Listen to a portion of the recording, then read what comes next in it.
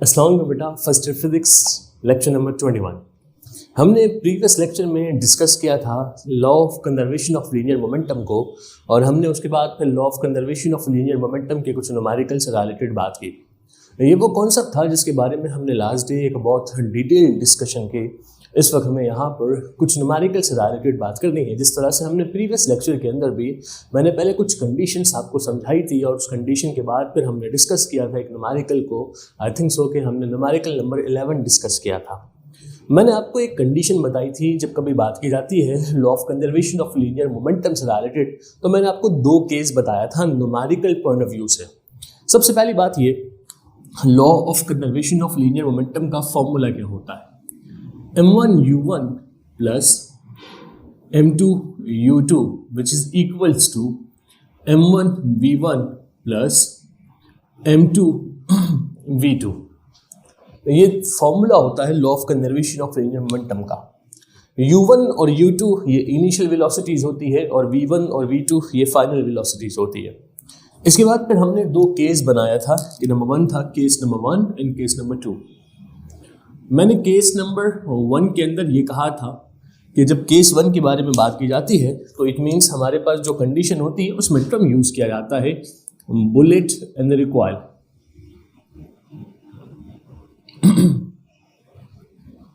Recoil of gun.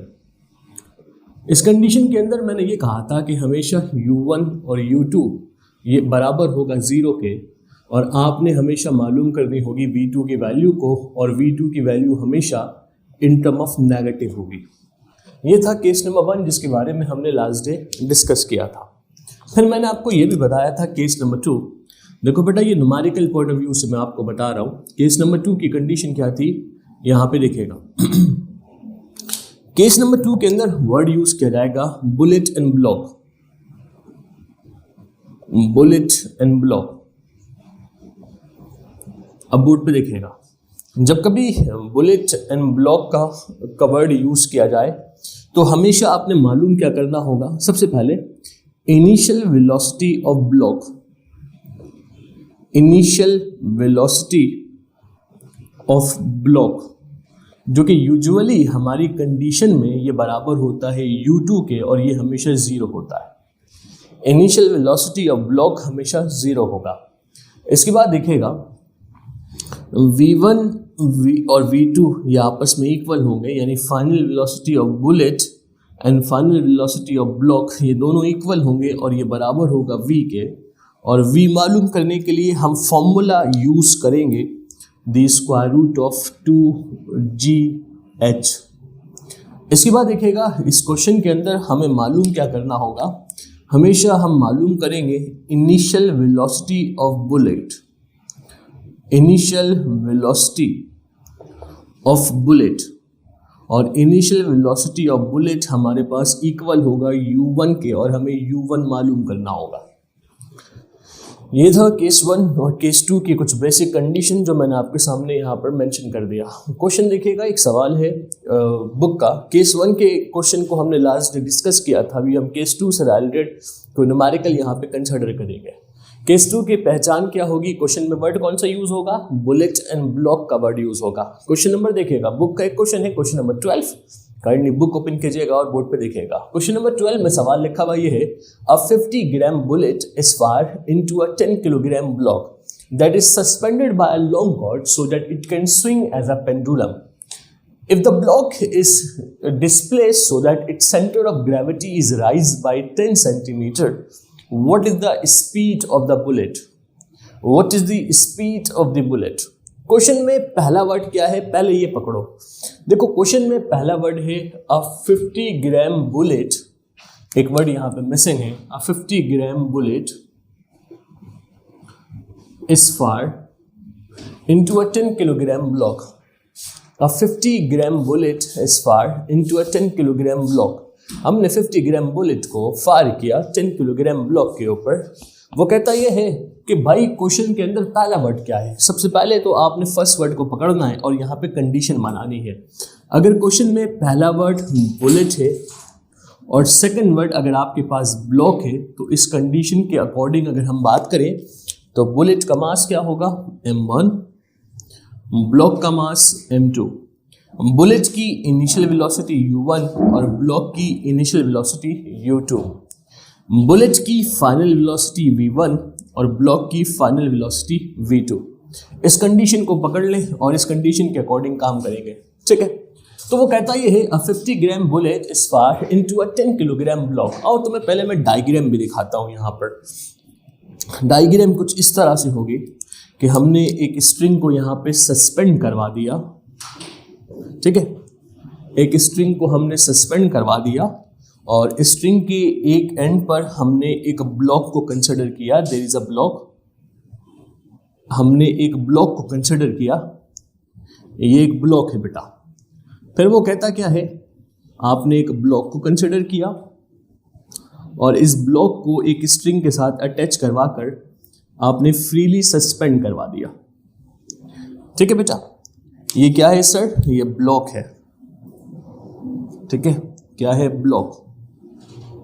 सामने से आपने एक गन से फायर किया, कोई भी एक गन बनाते हैं यहां पर।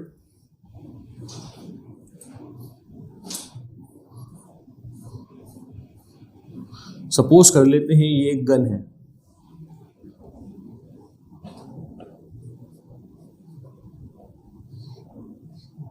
हंसने की जरूरत नहीं है किसी को। ये भाई एक गन है जिसे हमने फायर किया। सर हमने फायर कर दिया है तो इट मीन्स एक बुलेट बाहर आती है लाइक दिस। ये है एक बुलेट जो फायर करने के बाद बाहर आ रही है। It means this one is that bullet. वो कहता क्या है, इस क्वेश्चन के अंदर हमने एक बुलेट को फायर किया एक ब्लॉक के ऊपर। सर हमने जिस बुलेट को फायर किया है, हमने जिस बुलेट को फायर किया है, वो कहता है इस बुलेट का मास यानी m1 कितना बताता है? 50 ग्राम। सो हमने मेंशन किया 50 ग्राम इस बुलेट का मास है। इनिशियली इस बुलेट की वेलोसिटी क्या होगी? u1 यानी इनिशियल वेलोसिटी हमें नहीं पता। सामने एक ब्लॉक है, क्वेश्चन में सेकंड वर्ड जो है वो ब्लॉक है, तो हमने ब्लॉक के मास को, अगर सेकंड वर्ड ब्लॉक हो तो ब्लॉक के मास को क्या नाम देंगे? m2 का। तो ब्लॉक का मास कितना कहता है? 10 किलोग्राम। अब इनिशियली देखो ये ब्लॉक जो है वो अपनी मेन पोजीशन पे मौजूद है, यानी आपने इसे सस्पेंड करवा दिया। इनिशियली ये रेस्ट में होता है। मेन पोजीशन का मतलब होता है पॉइंट ऑफ इक्विलिब्रियम, और पॉइंट ऑफ इक्विलिब्रियम का मतलब होता है पॉइंट ऑफ स्टैटिक, और स्टैटिक का मतलब होता है रेस्ट। दैट्स व्हाई इसकी इनिशियल वेलोसिटी क्या बन जाएगी? u2 which is equals to 0। Check कर लो केस के अंदर भी क्या कहा था, इनिशियल वेलोसिटी ऑफ ब्लॉक हमेशा क्या रहेगी? 0 रहेगी, ठीक है। अब यहां से ये बुलेट मूव करते हुए आएगा और आने के बाद इस ब्लॉक के अंदर होल करेगा, ब्लॉक के अंदर होल करेगा और इंटर हो जाएगा। और इंटर होने के बाद जैसे ही इंटर होगा तो ये ब्लॉक जो है वो इसे पास होने नहीं देगा बल्कि अपने अंदर रोक लेगा, ठीक है। इट मीन्स ये बुलेट जो है वो यहाँ से फायर होगा और ब्लॉक के अंदर जाकर पेनिट्रेट कर जाएगा, मतलब हीट करेगा। तो जैसे ही बुलेट ब्लॉक से टकराएगा और अंदर चला जाएगा और जाने के बाद रुक जाएगा, तो जैसे ही वो टकराएगा तो ब्लॉक के ऊपर एक फोर्स अप्लाई होगी। वो कहता ये है इस फोर्स की वजह से इसका सेंटर ऑफ ग्रेविटी, यानी ये ब्लॉक यहाँ से मूव होकर यहाँ पे आ जाएगा, इसका सेंटर ऑफ ग्रेविटी जो होगा वो इंक्रीज कर जाएगा, यानी ब्लॉक इस तरह से मूव होकर यहाँ पर आ गया।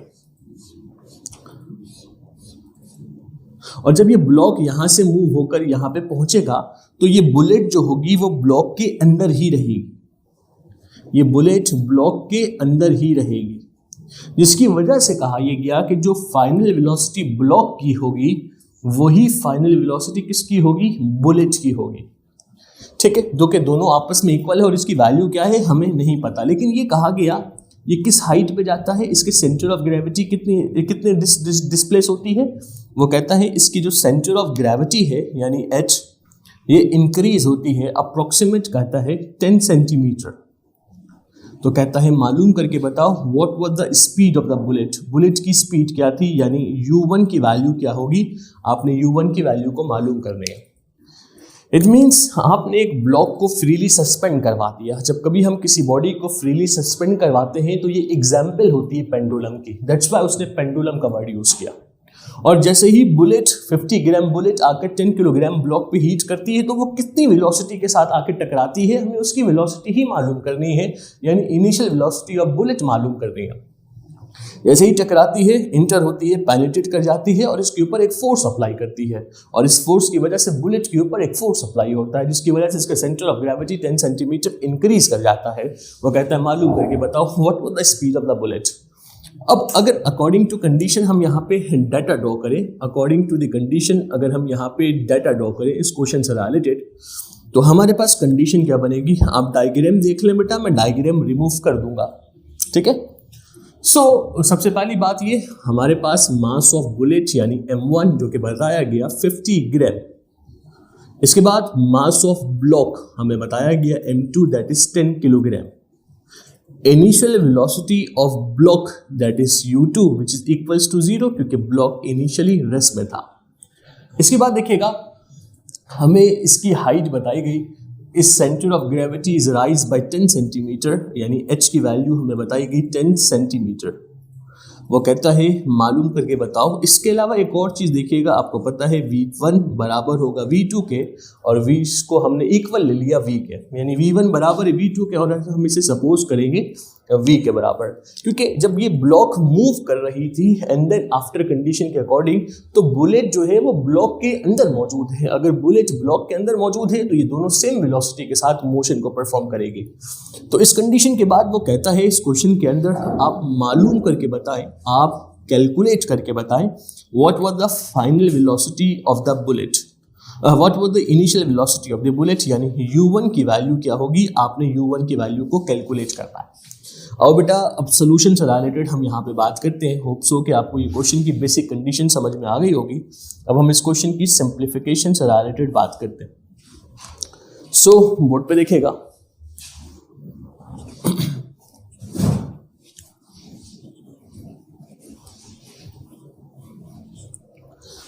अब देखो बेटा सबसे पहली बात ये सर, हमारे पास मास किस में मौजूद है, ग्राम में, और आपको पता है मास की ऐसा यूनिट क्या होती है, किलोग्राम। तो अगर हम ग्राम को कन्वर्ट करवाएं किलोग्राम में, तो मेरे बच्चों याद रखिएगा ग्राम से किलोग्राम में जाने के लिए हमेशा हम डिवाइड करवाते हैं 1000 से, और किलोग्राम से ग्राम में आने के लिए मल्टीप्लाई करवाते हैं 1000 से। तो हमें ग्राम से किलोग्राम में जाना है, दैट्स वाई हम इसे डिवाइड करवाएंगे किससे बेटा, 1000 से। अगर मैं 50 ग्राम को 1000 से डिवाइड करवाऊं, आप सब मेरे साथ साथ कैलकुलेट कीजिएगा, आप सबके हाथ में कैलकुलेटर होना चाहिए।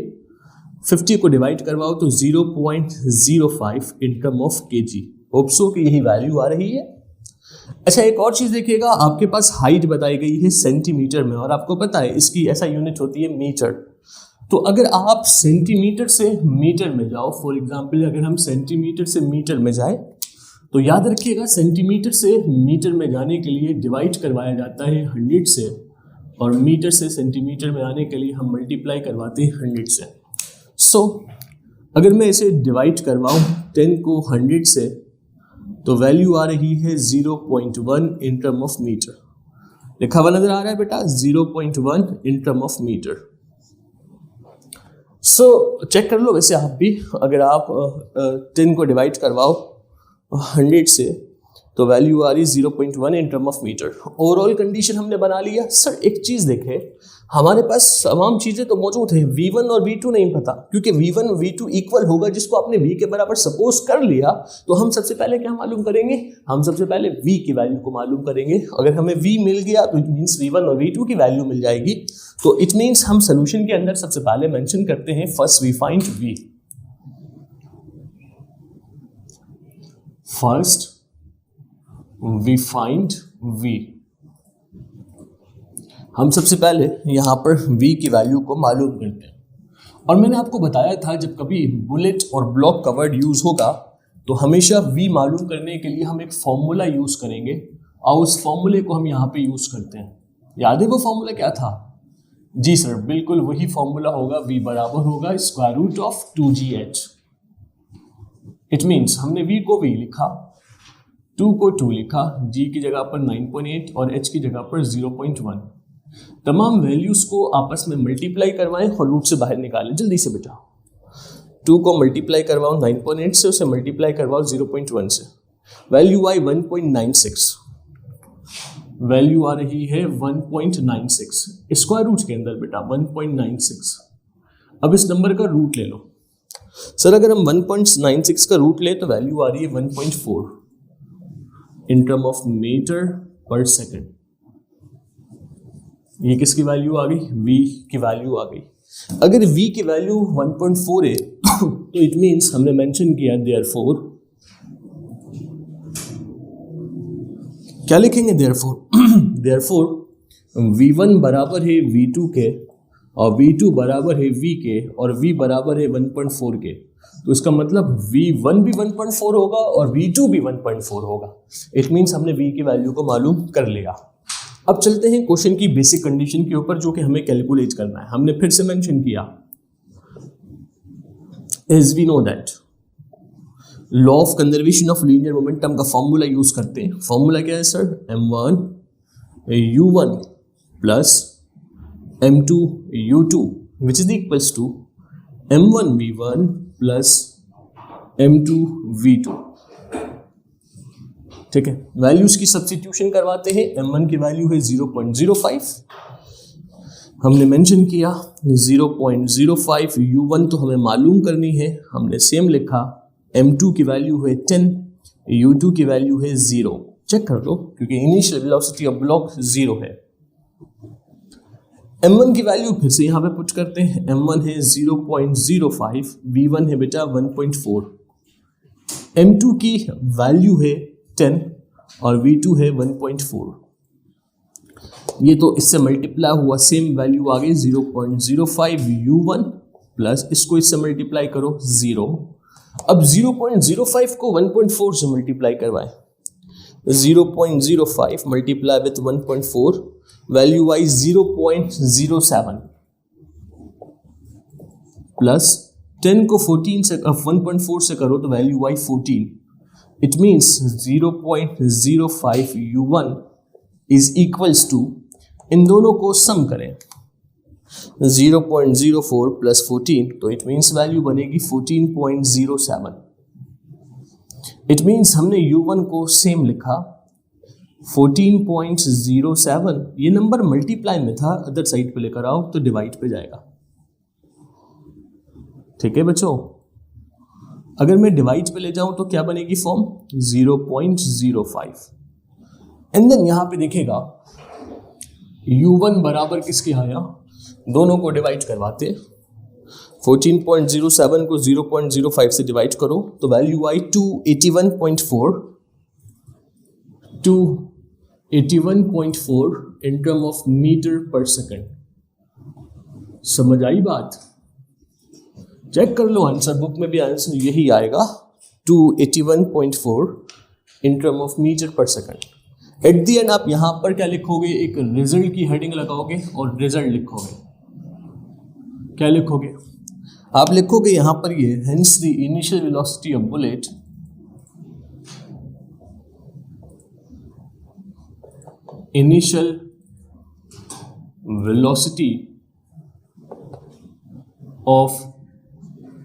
bullet is 281.4 metre per second. ये लाजमी लिखोगे आप, ठीक है।